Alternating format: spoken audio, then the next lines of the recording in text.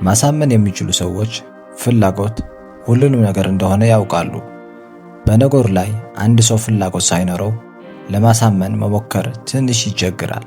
በቀጥታ ለማሳመን ከመሞከር ይልቅ በቅድሚያ ያ ሰው በነገሩ ላይ ፍላጎት እንዲያድርበት ማድረግ ይቀላል። እንደዚህ ስታደርጉ ፍላጎት ሐሳብን ሊያስቀይር ይችላል።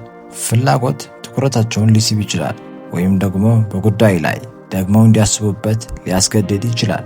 አንድ ሰው ጊዜውን ሰጥቶ የሚያዳምጠን በጉዳዩ ላይ ፍላጎት ስላለው ነው። ስለዚህ አሳማኝ ሰው መሆን ከፈለጋችሁ ሰዎችን የሚፈልጓቸውን ነገሮች ትኩረት አድርጋችሁ መስራት ይኖርባችኋል። ስለዚህ አሳማኝ ሰው መሆን ከፈለጋችሁ ሰዎችን የሚፈልጓቸውን ነገሮች ትኩረት አድርጋችሁ መስራት ይኖርባችኋል ማለት ነው። ምክንያቱም ከሁሉም በፊት ፍላጎት ይቀድማል። ታዲያ ፍላጎት እንዴት ነው የሚፈጠረው?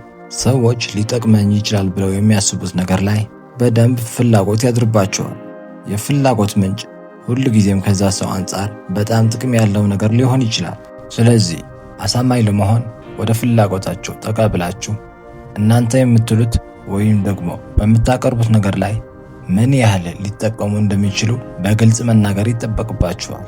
እነዚህም የፍላጎት ነጥቦች በብልሃት ስትጠቀሙት የማሳመን ዕድላችሁ ከፍተኛ ይሆናል ማለት ነው። ልብ ልትሉት የሚገባ ነገር ግን ሰዎች በጉዳይ ላይ ፍላጎት እንዲኖራቸው ብላችሁ መዋሸት የለባችሁ።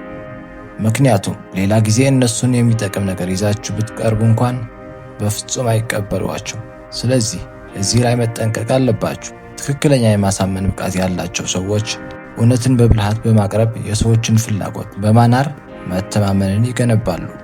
መሰረታዊ ሐሳብ አንድ ሰው ለማሳመን በሚሞክሩበት ጊዜ በሚችሉት መጠን ጽንሰ ሐሳቦችን ቀለል ለማድረግ አለባችሁ። የማሳመን ጥበብ የሚያውቁ ሰዎች ከባድ ጽንሰ ሐሳቦችን እንኳን ሳይቀር ቀለል ባለ አነጋገር ማስረዳት ይችላሉ። እነዛን የተወሳሰቡ ጽንሰ ሐሳቦች ለማንም ሰው በቀላሉ ማስረዳት ይችላሉ። ምክንያቱም እነሱ የሚያተኩሩት ሰዎች በሚፈልጓቸው ቁልፍ ሐሳቦች ላይ ብቻ ነው። አብዛኞቻችን አንድ ነገር ብርቅ በሆነበት ቅጽበት የራሳችን ለማድረግ እንሞክራለን። ምክንያቱም በዛ ሰዓት የሁሉንም አይን እዛ ነገር ላይ ስለሚያርፍ የዕቃው ዋጋ ስለሚጨምር ነው። ሐሳቦችም እንደዚህ ናቸው። ሰዎችን የሚጠቅም ነገር ይዛችሁ ስትመጡ ሰዎች እጃቸውን ዘርግተው ይቀበሏቸዋል። ሰዎችን ለማሳመን ስሜታዊ የሆነ ግንኙነቶችን መፍጠር። ሰዎችን ስሜታቸው ሲነኩ የበለጠ ለመስማትና ለመቀበል ዝግጁ ይሆናሉ። የሆነ ታሪክ በመናገር ሰዎችን በጋራ የሚስማሙበት ጉዳዮች በማተኮር ወይም የሰዎችን ስሜት በመረዳት ጠንካራ ስሜታዊ ግንኙነትን መፍጠር እንችላለን። ሐሳባችንን ለመደገፍ ተጨባጭ ማስረጃዎችን ማቅረብ እና ምክንያቶችን ማቅረብ አለብን። ከሁሉም በፊት ማድረግ ያለባችሁ እናንተን በምትናገሩት ነገር ላይ ጠንቅቃችሁ ማወቅ ይኖርባችኋል። አውቃችሁ የምትናገሩት ነገር በልቦ ሙሉነትና በኮንፊደንስ ስለምትናገሩ መፍራትና መርበትበት አይታይባችሁ።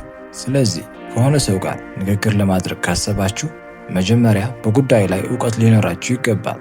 ሌላው ነገር አለመቸኮል፣ አለመጣደፍ፣ ረጋ ብላችሁ መናገር አለባችሁ። ሰዎች ረጋ ያሉ ሰው ይወዳሉ።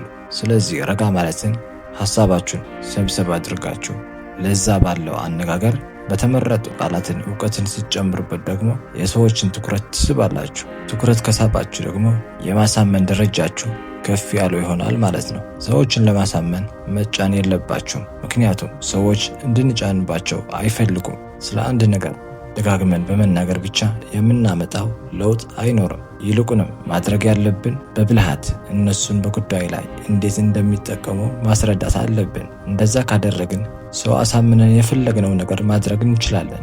ስለዚህ እነዚህን ነገሮች ሊኖራችሁ ይገባል። ትዕግስት፣ ጥሩ አዳማጭና ረጋ ማለትን ከቻላችሁ ሁሉንም ነገር በእጃችሁ ነው። ስለዚህ እነዚህን 3 ነገሮች ቀስ በቀስ ተለማመዷቸው።